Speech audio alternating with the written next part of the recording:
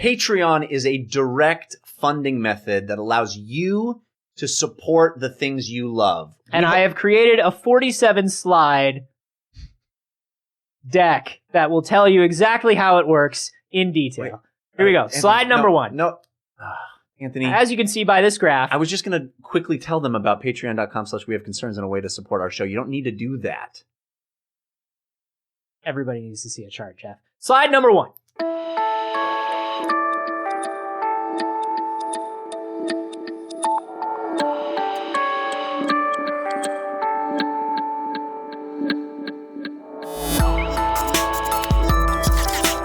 It's the only time I'll have a chance to get a Cinnabon because I don't go to the malls regularly. That is airport food, and that is what it's there for. Anyway, this is We Have Concerns. Hi, Jeff Canada. Hi, Anthony Carboni. Hello, concerned citizen. Hey, Anthony, are you excited for the Olympics? We're in an Olympic year. Yeah, I guess we are. Summer Olympics. I feel like the Summer Olympics are the real Olympics. Well, I've heard that. And I don't know. I'm not excited for the Olympics. I love the Olympics. I love the Summer Olympics. You're a dude who gets into... I see you as being a guy who likes the Olympics. They're fun to watch, man. I don't dislike the Olympics. I like certain events. I would rather have someone poke out my eyes than watch track and field on a non-Olympic year. But on the Olympics, I will TiVo it. Yeah? I don't know why that is. I would never ever watch like the World Championships of track and field, like the swimming, like the North American biathlon finals. I'm not gonna ever watch. If I'm trapped under something, biathlon is my favorite sport. Shoot and then run. Yeah, that shoot and ski. You can tell when that sport was invented. Because those are the two most important things in human life. Yeah. When the biathlon, like, yo, how do we know who the best human is? Yeah. Can they shoot and can they run like hell? Well, that's like the javelin throw. Yo, can that motherfucker hit an animal? Yeah, or what? How far away can that animal be for a guy to stick it with a spear? And if he misses, how quickly can he run away from that animal? Let's test all that stuff. The biathlon. You can tell when the newer ones were. You can tell like curling's new, rhythmic gymnastics is new. It's all like a reflection of human civilization at that time. It's how we got to leisure time. Yeah. Oh, it's beautiful. Look at them twirling those ribbons. Yeah. They are the best ribbon twirlers. Any sport, any Olympics. We've made it, human race. Any Olympic sport that has judges was not based on the requirements of survival. No, that's anything where it's like, well, I feel like they did better. I just feel like for me, they did better. No. Did you shoot it? Did you run away from it? Did you get it? Can you escape it? Anyway.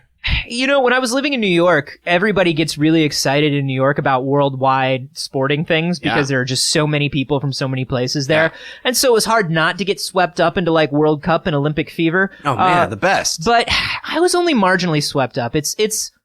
I don't actively dislike it. I think it's a cool thing that we do in the world. Yeah. I love that they have to like buy so many condoms for all these beautiful young athletes who have never seen any other beautiful young athletes before. God, it must just be a glorious place where the best of us all go together and mate. If you guys have not read or heard these stories, but in Olympic Village, you have all these youths that have been training their entire lives to be physically perfect specimens in a room with old coaches and maybe like 3 other youths that they hate.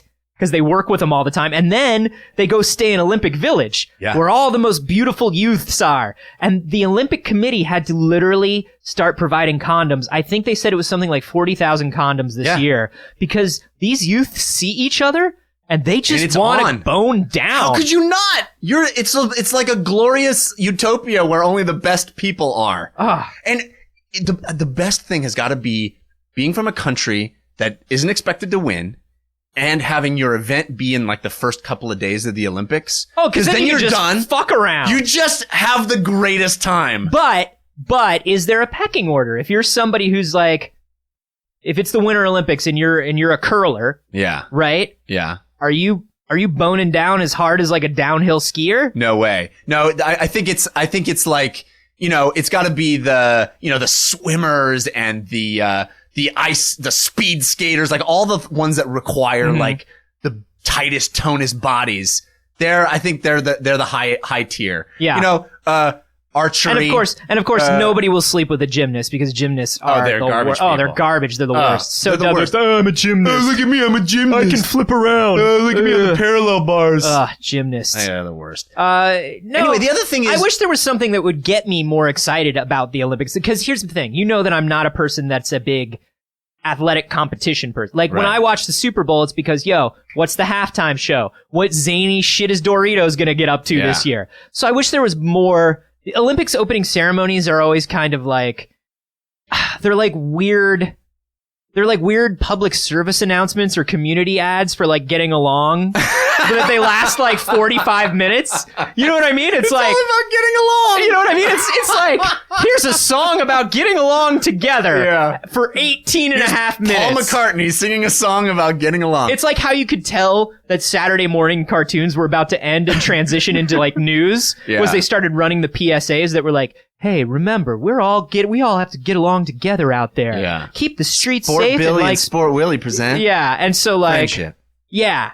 And that's what the Olympics opening ceremonies reminds me of. I think the opening ceremonies are the coolest thing because there's no other place, no other time, no other event, maybe the Super Bowl. But other than that, there's where you see that particular skill set on display. Mm-hmm. Like the shit you see in an opening ceremony at the Olympics doesn't exist anywhere else. It's like, and we have a story about a technology that might be on display in 2020, not this year. Okay. But Tokyo has the Olympic Games in 2020.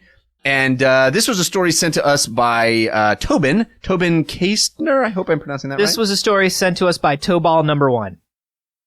No. No? No, it's Tobin.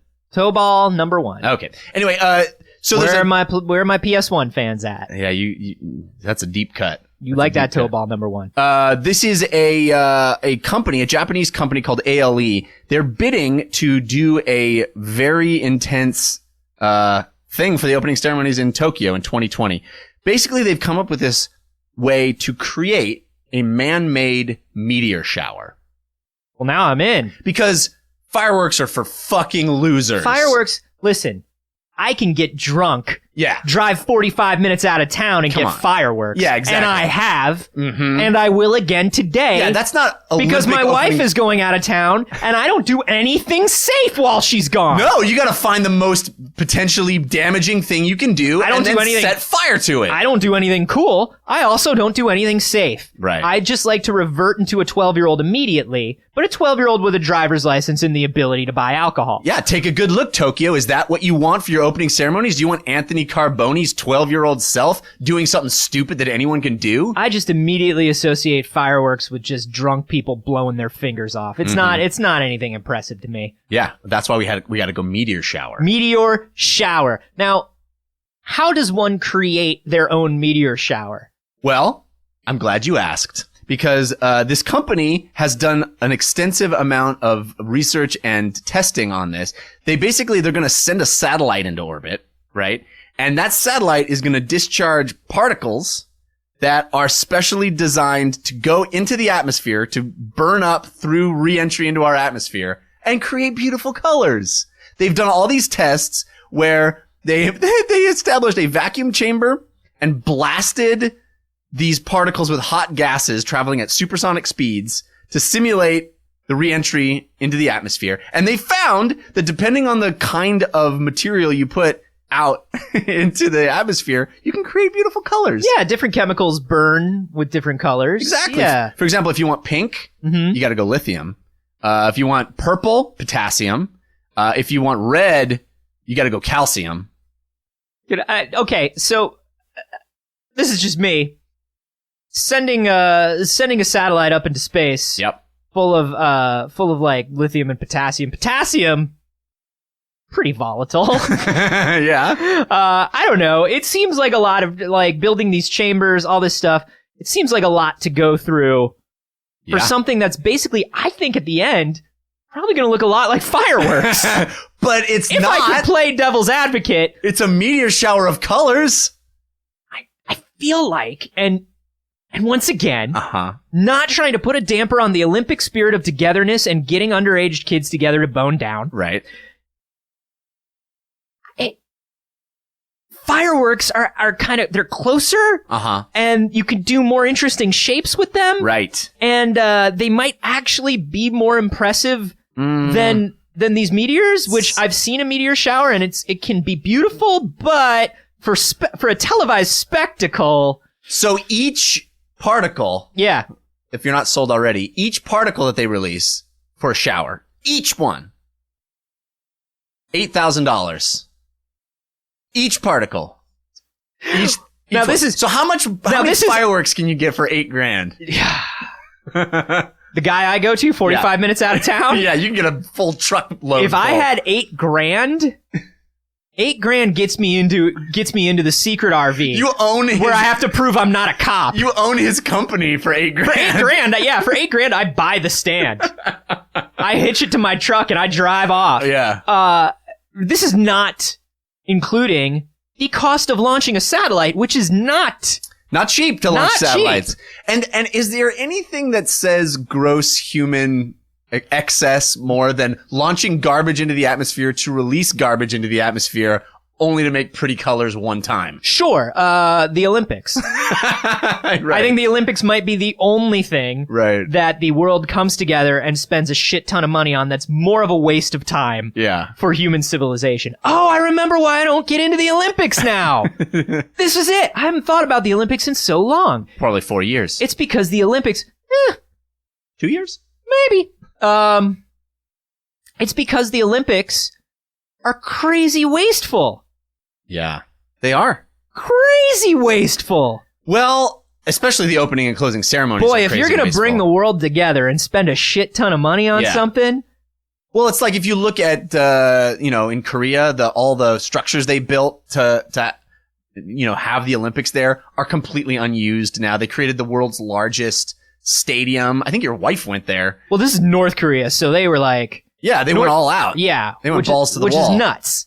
But a lot of these places have fallen into ruin because they have the use to house this many people once ever, and then they have these structures that they built brand new and spent tons of public dollars to create, and now they're just sitting there unused because there's the demand to use a structure of that size. See, at least when we were doing the World's Fair, the World's Fair was like, check out all the cool science. Right. Here's the extent of human learning and beauty. Yeah, but those are all... I can't go visit any of those now either. No, but even that stuff like fell into crazy disrepair. Like you can still that flying saucer tower from like the 1960-something World's Fair in New York is still there. Yeah, that's true. I used to drive by it. It's like in such disrepair, but it's like even that is kind of like... Why don't we have those anymore? I want a World's Fair. That'd be rad. Do you know what we have instead of the World's Fairs? We have shit like CES.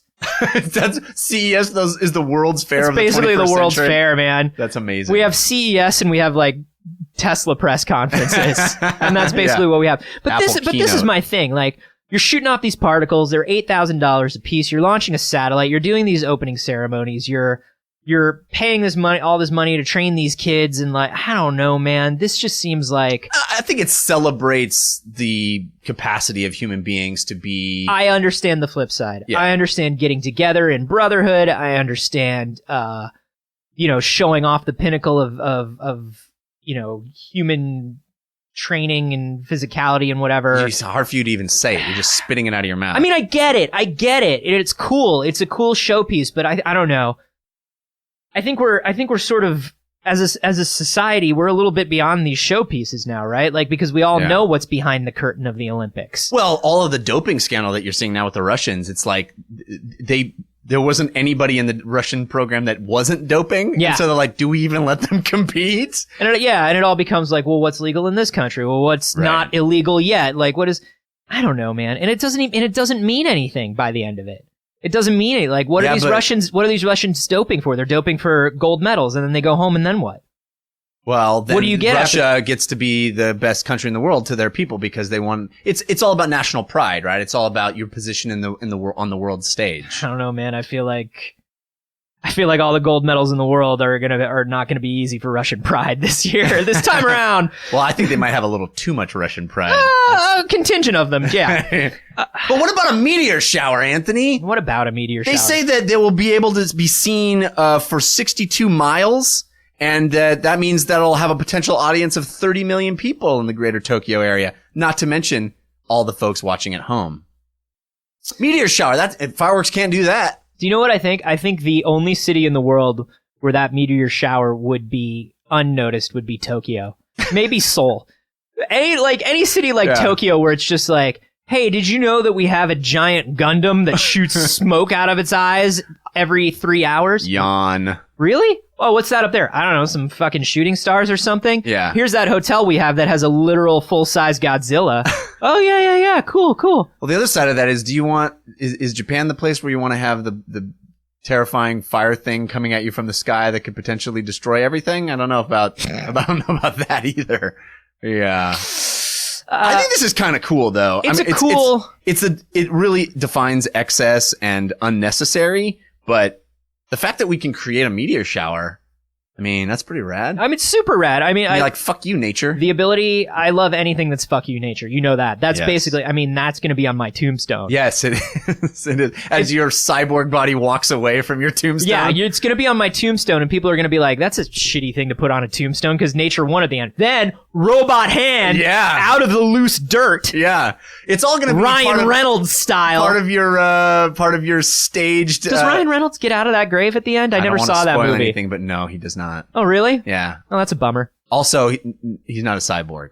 I mean, Ryan Reynolds might be a cyborg, but not in that movie. I think Ryan Reynolds is probably a cyborg. Yeah, I mean, look at him. I was watching some reruns of Two Guys, a Girl, in a Pizza Place, and let me tell you something. He's the same age. That motherfucker is the same age. Yeah, he doesn't age. He's a cyborg. 2 girls, a pizza place, and a cyborg. A guy, a killing machine, a girl, a pizza place. A robotic eye. A mission to save the future. Dun, dun, dun, dun, dun. We've got to use this pizza place. Extra large pepperoni to kill.